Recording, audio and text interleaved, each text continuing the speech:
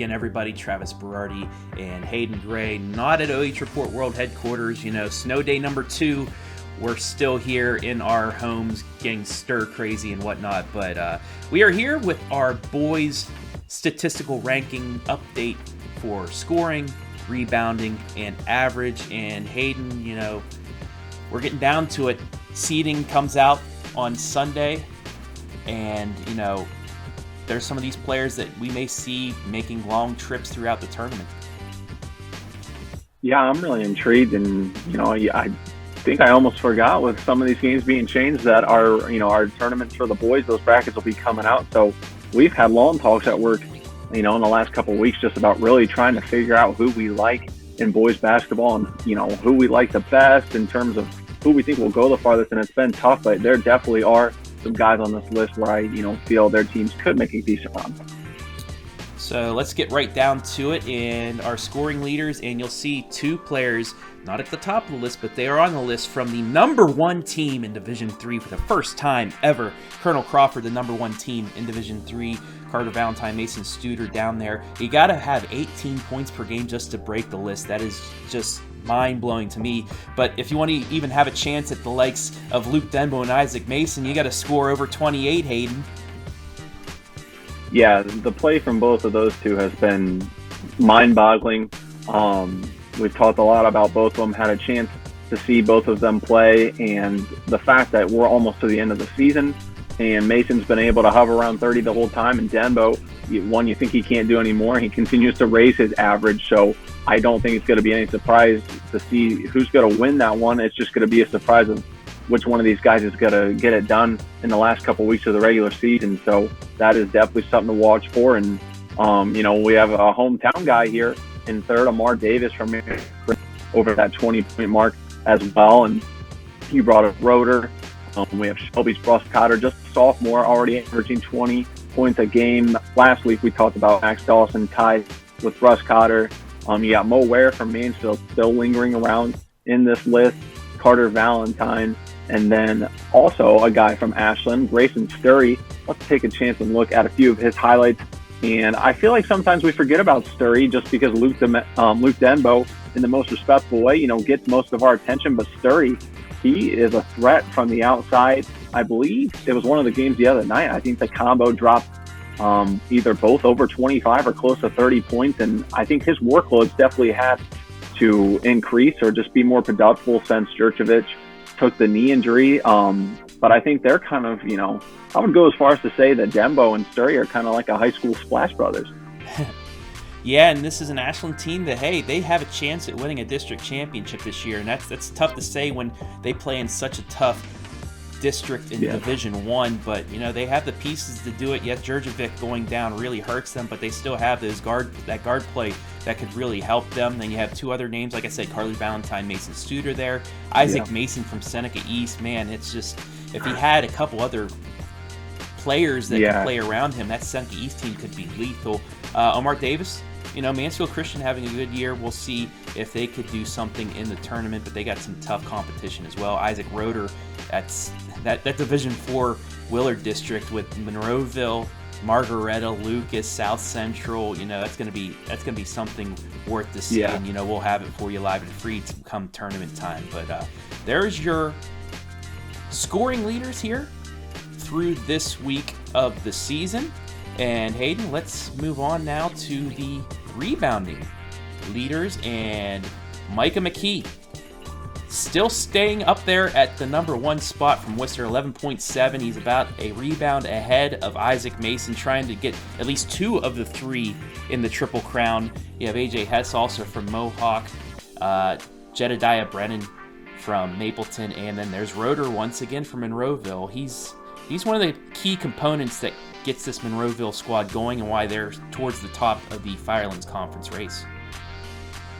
Yeah, as you start to see these common names pop up in all 3 categories that we specifically look at, you start to piece together this is a good overall basketball player and not just dominant in one category or another. And that kind of starts to separate those teams that we feel can go a little bit farther based off the personnel they have. So they definitely have that in Isaac Roeder.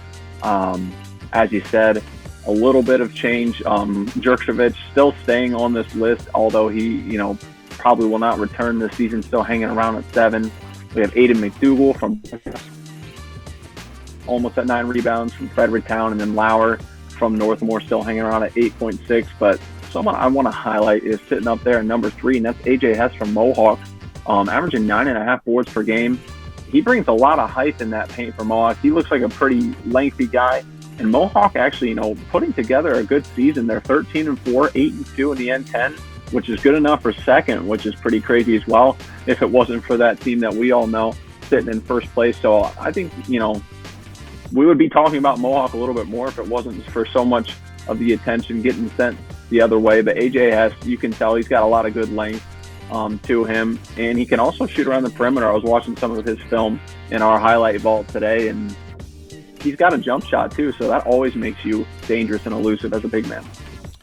Yeah, and some of these names, Max Lauer, he was up about 7th with 8.3 rebounds per game about 3 weeks ago. He's getting better. All these players are getting better, but they're dropping down because everybody's getting at least 9 rebounds per game or just around it. A lot of guys that can, play inside the paint and be, one of those game changers. You got Caden Maxwell from St. Paul. They're having a down year, but, he's still having a great year.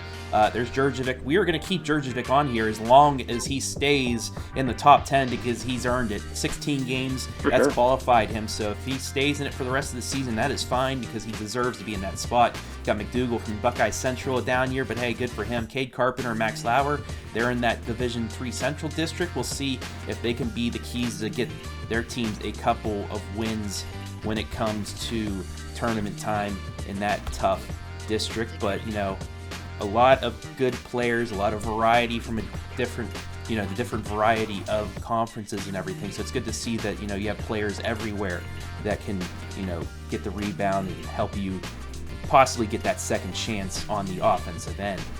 Let's now take a look at the assist leaders. And there's Luke Dembo once again. 6.2 assists, over 100 assists in 17 games. And you got Mason Studer from Colonel Crawford. And, we've been arguing back and forth in our chats, some of our US media members, about who's the best guard in the area. Everybody's saying Dembo, but Studer's right behind him. And it shows right here in the top 10, Hayden. Yeah, I still don't even know where I'm on it.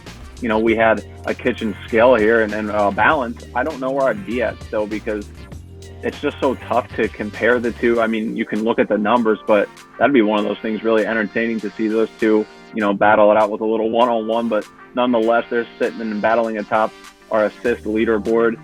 Then you have Bryce Hannum from Mohawk there at number 3. You got Drew Dawsey from Worcester at 4th. Isaac Mason still, in his 3rd category at 5. Sam Seidel from South Central.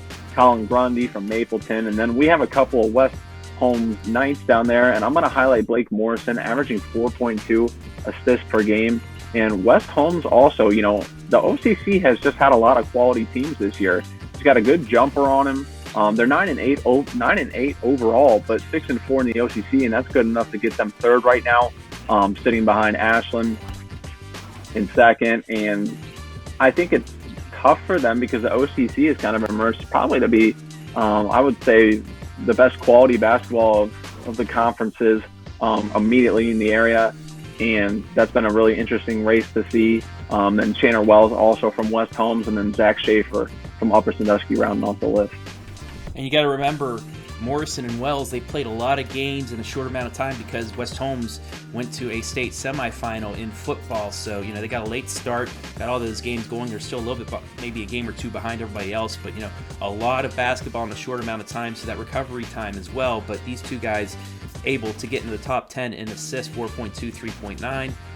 A lot of guys that have led their squads to really good seasons in here. We've said Denbo, we've said Studer, Dawsey at Worcester, Sam Seidel at South Central, Zach Schaefer at Upper Sandusky. So these guys, if you could have that good point guard that can dish it off, it's going to help you, especially come tournament time when you have big guys. You have Grayson Stewart with Luke Dembo. You have Carter Valentine with Mason Studer.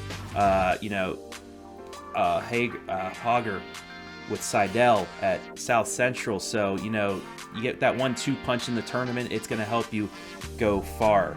Any last words on these? 3 statistical categories on the boys' side, Hayden?